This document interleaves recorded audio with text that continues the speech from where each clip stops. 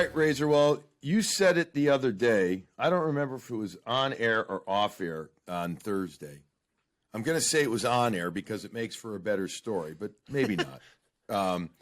You said that you thought the Thursday night's game was harder for this Bruins club and that Saturday's got, I don't remember if you threw a score out or if you just said blowout written all over it type of thing. And you're right. You're 100% right. So I may just be predicting who's going to score goals, but you predicted the whole team thing. No, you did. And in many ways, as we welcome you into another Morning Brew with Jaffe and Razors, the Bruins coming off a thorough 6-2 victory over the Buffalo Sabres. The season series, thank God, is done with the Buffalo Sabres. And I really don't mean that disrespectfully. It's just been too many games in a short period of time. But this game on Saturday afternoon had all the makings of big brother against little brother in this one, Razor. I mean, the Bruins came out handling things. And you're right. This was a much, much easier game for them. I thought it would be. I thought coming off the road and having to deal with everything at home and being away for 7 or 8 days, and coming off a big win in Pittsburgh, it could have been a letdown the other night. And they got through it, and now you turn the tables, and Buffalo's sitting in a hotel for 2 days, and Boston's happy they've got all their family in the building on an afternoon game, and 12 guys got points for their families and their wives and their girlfriends and their kids. So just a nice, solid win. That's it. I know the team's going to get in the playoffs now, and they knew that, but they needed to take care of business these 2 games to be able to cruise a little bit here in the last week and a half of the season and allow to dictate who they want to play and not play, and they just came out and had a professional win at a professional time of the year. Yeah, very. Dale called it methodical. I called it good boring. Yeah, it was a really or boring good type of game. It was just get in, get on them, pucks to front. There was a lot of puck possession early on, but yet they didn't score until they literally just started putting pucks on net. You know what I mean? Like they were a lot of razzle dazzle. Harlem Globetrotter, a buddy of mine was texting me saying, but when it was all said and done, it was simple hockey that won the game for them. Got these goals. That's right. The low to high game, and I understand it's Buffalo, but the defense is doing such a better job getting pucks through the net, and it's coincided with the trade deadline. It's coincided with Riley getting in the lineup. But I think all of the guys have stepped it up on that offensive side, being able to get pucks. Bergeron's goal because of Lauzon. Richie's goal because of Grzelcyk. They did a really nice job getting it through the layers of screens. Yeah, and Riley taking the puck down the wall to get Craig Smith his second goal of the game too. So a ton of great stuff. And by the way, Buffalo's also been on the road. To your point about sitting in a hotel. Not only sitting in a hotel for 3 days in Boston, it was 3 days before that, and they had lost 2 games in a row to the New York Rangers. So I thought their give a heck meter was minimal today with the Buffalo Sabres as we sit and record this on Saturday evening after the Bruins 6-2 win over the Buffalo Sabres. I just thought the Bruins said to them, look, we know that you've had a tough year. We don't care right now. We're going to put you away with great effort early on. It started, a minute and 21 seconds in with Craig Smith getting it from David Krejci and Taylor Hall, who I thought Hall was going to shoot. And then as he pulls to the right side, he finds Krejci. Why not? Yeah. One of the hottest players going on right now. And then Krejci says, perfect, Smitty, you're right in front of the net. Craig Smith, and I said this before the game, that was going to, felt he was going to score because, again, he's been doing all the right things that Charlie Coyle was doing, even more so. He had 2 assists the other day. It wasn't like he wasn't putting up points. But going to the net, going behind the net, retrieving pucks, good for him. Not getting just 1 or 2, but getting a hat trick. Great for him. That's going to make him feel phenomenal. Is it ever a nice hat trick on the afternoon to start your weekend? Didn't have to wind up, didn't have to shoot for any of those, right? Just get to the front, let it go off the stick, all within 6-7 feet. The second one to go short side, really heads-up play, really shoot or think, because Tokarski overplayed it. And to go back against the grain, typically that doesn't happen from that close, but Smith saw that he overplayed it, and just a wonderful play on the first one. What a great job by Miller to turn it up and recognize kind of on his backside that Buffalo was changing, or the D were changing. Really nice play for him to turn it up quickly and then let those other two guys do what they're doing. Again, similar play. Hall's driving, it backs the D off. Krejci finds a soft spot. This isn't a fluke. It's not a fluke. No, this is real. This is real chemistry. You know, if we were working on going to Match.com, we would say, hey, this is they're in the commercial name. like 2 months later. Yeah, we just got married and it was Match.com. That's Exactly. Yeah, it's perfect. Or what was the other one with that doctor who came with a formula? Maybe he was Match. I don't remember. But yeah, this is like a perfect match. I wonder what it would have been like to have that when I was single. The old Match online. I think I'm glad I missed it. Oh my God, am I glad I missed it? I'm glad that I got through the era of youth, or not adolescence, but teenage / college / 10 years, 15 years. I didn't get married till I was older, but they're 15, 20 years after college that cell phones were not in vogue. I don't know if I'd ever have gotten married. But I don't have anybody taking me. What a line for Craig Smith. 9 total shot attempts, 5 on net. He had the 3 goals, a +2 in the game. And he did it all in only 12 minutes and 15 seconds. Not to run around too much here, but the balance of ice time was awesome in this game.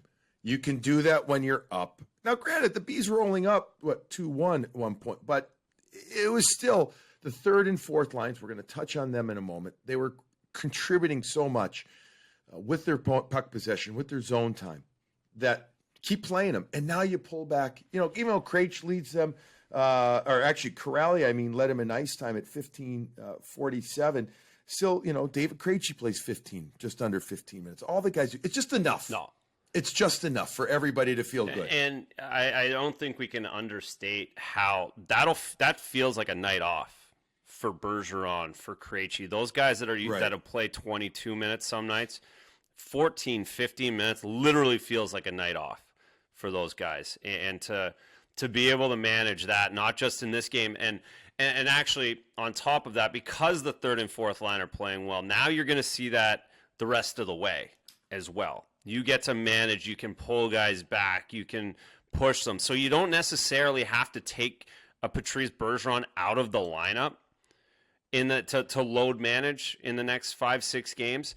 You just do it in game, which is even a better scenario as a coaching staff, because you keep everybody in rhythm, but you're not pressing, you're not putting any pressure on any of the guys. So really important to have that third and fourth line do what they're doing, take the minutes, and also get confidence to have the entire, what we're thinking is third line right now, Corrali, Coyle, Ritchie, all score a goal in the last 2 games. That gets all of the monkeys off their backs, gets them a little looser, a little happier coming to the rink. So just really important. As much as boring, good, surgical, methodical, important as well, just to get for that bottom half, that bottom 6 forward lines. It's great. So you mentioned Corrali scoring. He gets the goal later in the first period. Again, right in front of the net. Not a junk goal, scrappy goal, stick on ice, left wing doorstep. I said this during our broadcast a couple of times today about how the Bruins were beautifully positioned around the net, but not too close. They were 6 inches to a foot away from the top of the crease. And those 6 to 12 inches make such a difference between pucks coming to you and missing pucks. Always telling the kids, don't have your ass right on top of the goalie. Back off a little bit. They don't need it. Literally just a couple of inches, pucks come to you. It happened to Sean Corrali. It happened to Nick Ritchie. It happened to Craig Smith, for his second goal. So it was all good. Love seeing Corrali get a goal. He wanted to do the Corrali leap, it felt like, but he's saving that for playoffs. He thought about jumping into the glass. He did. Really did, and then he recognized it was Buffalo on a Saturday afternoon. Right. But at the time, it was 1-1, so the game was still, it was the old, oh my God, the Bruins were dominating He hasn't scored for them. 30 games. I mean, how good does that feel? Like, that's the reality. That's a personal Right. jump on the glass. Like, wow, finally. And I didn't think I was ever going to get another one. Right. I know Coyle after the game on Thursday said, not a big deal. I've been doing it. I don't buy it. I don't buy it. Don't tell me that. Yeah. Everybody wants their cookies. Yep. Apples are nice and they're good for you and they're healthy, right? Cookies taste better. So everybody wants them and good for Coyle. Another good game too, man, on Saturday. He had a real good game. Hungry again. Yeah, and we'll see another couple games, another few games, and then it's talk of when does he go back to center, because he is doing a really nice job on the wing, and you've talked about it. He needs to be the centerman. Again, I don't know if it was this show or on TV, but he does need to be the third line center, and I agree with you in that respect. And let's hope he has another few. But good what do you games do on with the right wing? All right, what do you do with the right wing, though? And that leads me to the Jake DeBrusk thing. We both agreed that he needed to be reinserted into the lineup for today's game. And over Trent Frederick, nothing against Freddie. It's just he's good. But he's working himself back, too, right now, Freddie. So, Jake, you need to get him back. You need to see if you can get him going. So, I like the fact he's on the fourth line. I liked his line in this game. No points, but he has shot 1653, killed a bunch of penalties, or not a bunch, minute 37 in penalties. I thought along with Kuhlman and Lazar, they did their job. They possessed pucks. They pushed it there. But I still want to see him on the fourth line another game or two. But with all that said, if you're taking Corrali, bringing him down to the fourth line, what do we see happening on that right side with Charlie Coyle? That's a big question. If Andre Kasha isn't coming back, you're right, and maybe maybe that leads to leaving Coyle out there, and maybe it fits better on the bottom six if he stays on the wing, because it slots DeBrusk and Ritchie where they feel the most comfort. If you can listen, Jake DeBrusk I feel like he's had a bad year, and it's worn on him and everything else. Imagine if he can be a left winger on the fourth line, though. If you have the luxury of having a talent like that who starts to feel good about himself in the last 4 or 5 games of the season going into the playoffs, and what kind of damage he could do from that position in the lineup is, I'm sure, enticing a little bit to the coaching staff. It has to be, right? I mean, it has to be. So now you've got 8 guys basically battling for 6 spots. 9 if Kasha gets himself healthy. Wagner out of the game on Saturday due to a lingering injury. Right now, between Kuhlman, who I liked his game on Saturday, I mean, between Wagner and Kuhlman, I think I'm using Bruce Cassidy's terms, you toggle them. And whoever's giving you the most at that time, you insert in the lineup, and then you take them in and out, and you manage them. There's no doubt Lazar is now the fourth line center. Yeah. No doubt about it. So now it's Corrali on the left. It could be DeBrusk on the left. Right now it's DeBrusk. It could be Corrali. And now you look at it and you say, okay, well, what do we do? Is it good enough with Corrali as a third line center when it's all said and done? I'm not ready to say no, but I lean towards against that. However, if you're getting more from Coyle on the right, you may be forced to stay there if you have no other choice. But I think that's a conversation for a week from now. Yeah, I do. That's a conversation. Agreed. And it's to dig a little deeper. It'll be a conversation of who the matchup is too. That will certainly dictate whoever their first round matchup is. And I haven't got those guys in front of where they are. Now, there's lots of things that are going to happen in the next 10 days. But yes, the matchup will dictate just as much as anything else too.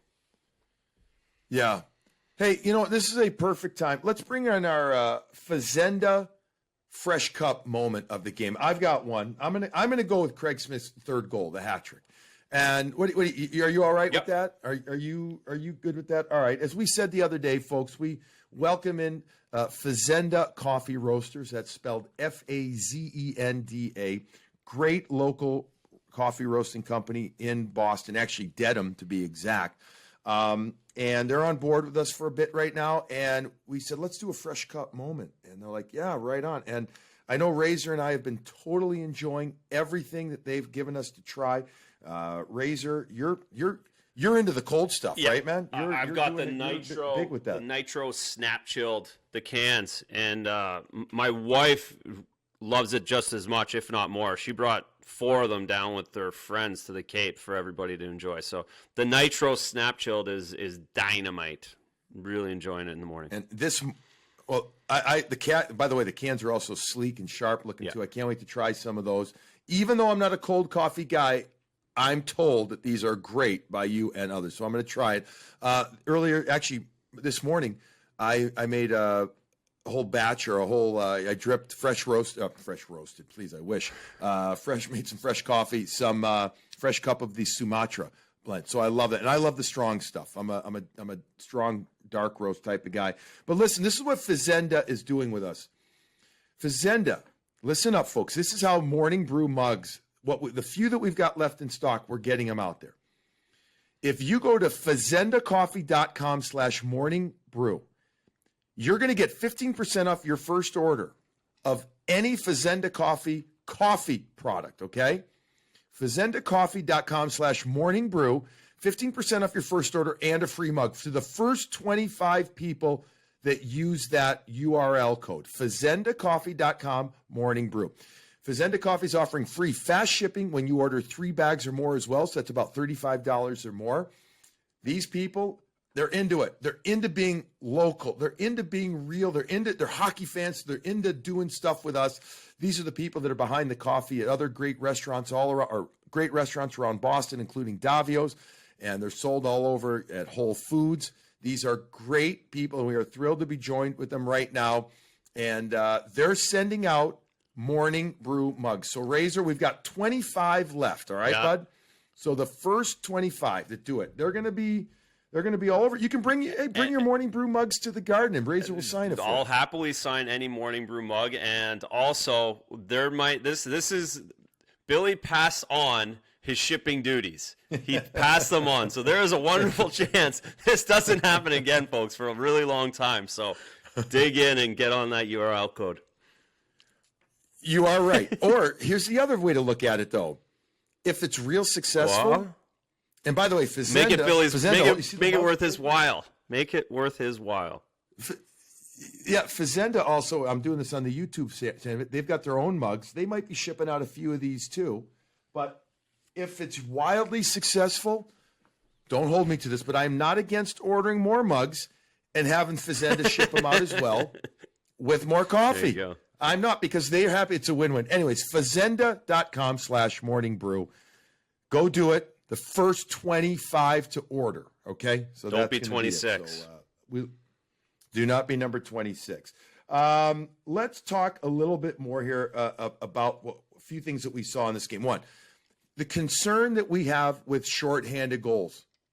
Another one was scored in this game.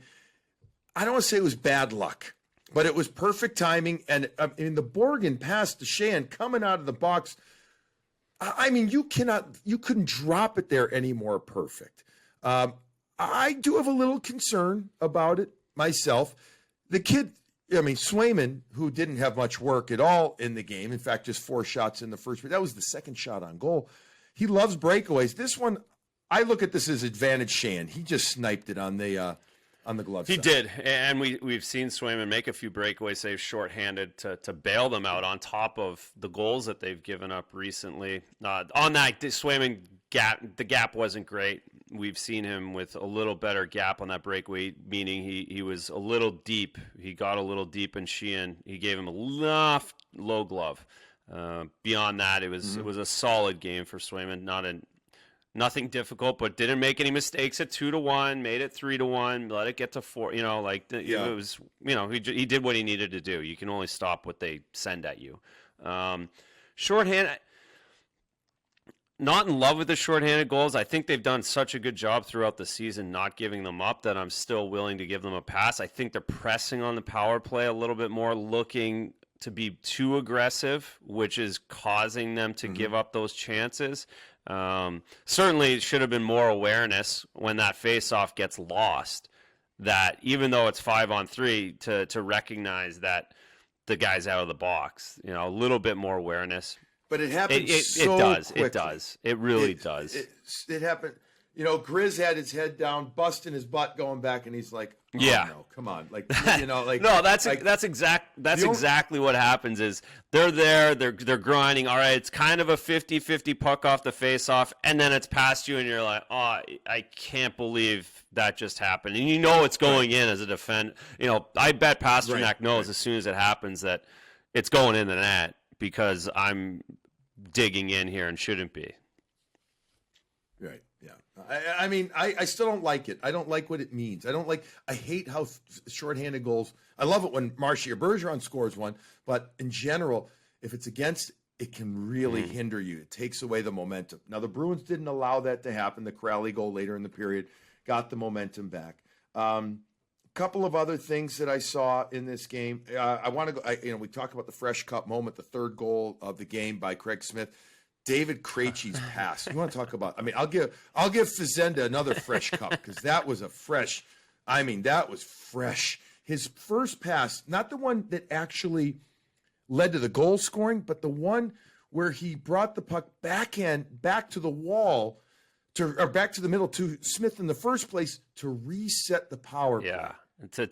I mean, again, and it was. To watch like Ristolainen sticks right there. And as Ristolainen pulls to bring his stick down to the defensive side, that's exactly when he sends it to the middle. The timing couldn't have been better. The hockey sense could not have been better. And also, the other thing, too, Craig Smith does a really nice job holding on to it long enough to let Krejci get to his spot along the boards. He doesn't just pound it right back to him. He holds on to it just a little bit longer. And it just goes to the confidence those guys are playing with right now, that every single play is with maximum patience. Yeah, I agree. And actually, I should have called that my hockey wood moment of the game because that was exciting. That was, honest to God, that was exciting. The pass, when he made that backhand pass, I looked over at Dale. I'm like, holy, because he does it so nonchalant that most other players would fumble over themselves a little bit doing it, or they wouldn't even attempt to do it. They would bring it to their forehand, and he makes it. And when you watch the goal, folks, you're going to be like, well, that doesn't seem like that big of a deal. No, trust me, it was a big deal. That it allowed them to reset. Is what. Yeah, it's funny talking about it. The Krejci's he's got the old man, the smoothness, right? All the young kids, McDavid, power and speed, McKinnon, power and speed, Matthews, power shot, even a Marner who has that touch, that skill in Toronto is probably a little more. It isn't as smooth as what David Krejci is in the last 2 weeks. It's fun. Yeah, treat to watch. Post-trade down, like Krejci has been phenomenal. All right, coming up, Brandon Carlo expected to come back.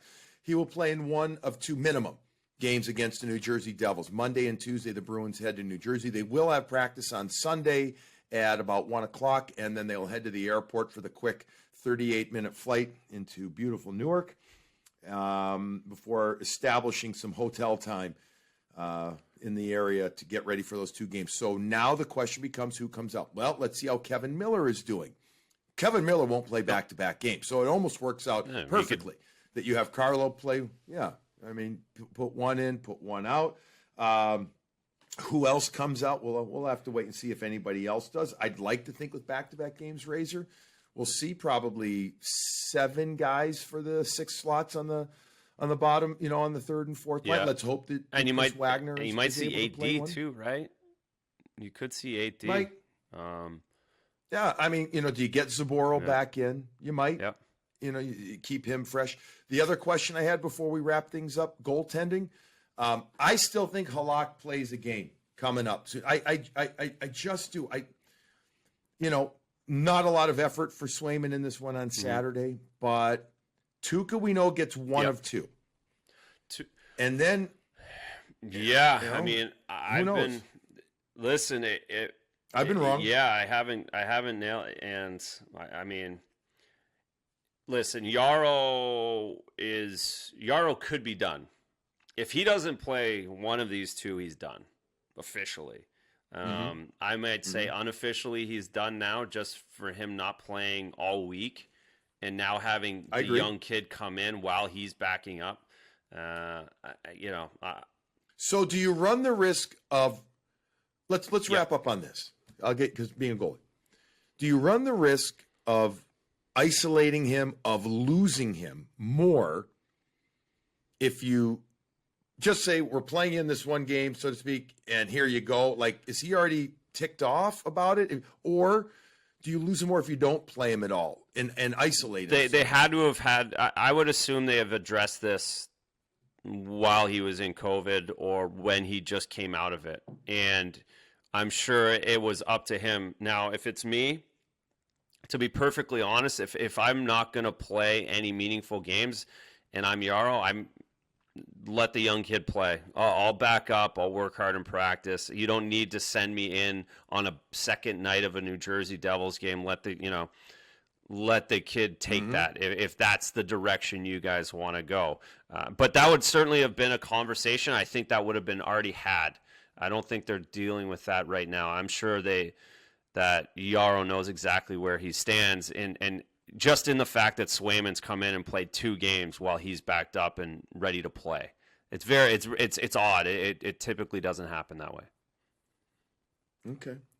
It'll be interesting to see. I think they need to play him in a good game, though. I think they do, to keep him sharp, because unfortunately there's a legitimate chance that they're going to need 3 goalies if they're going to make a long playoff run. I just think that, I mean, I hope nobody gets injured, of course, but we've seen it now in this crazy year, Razor. You need a lot of everything if you're gonna run far. So we'll have to wait and see.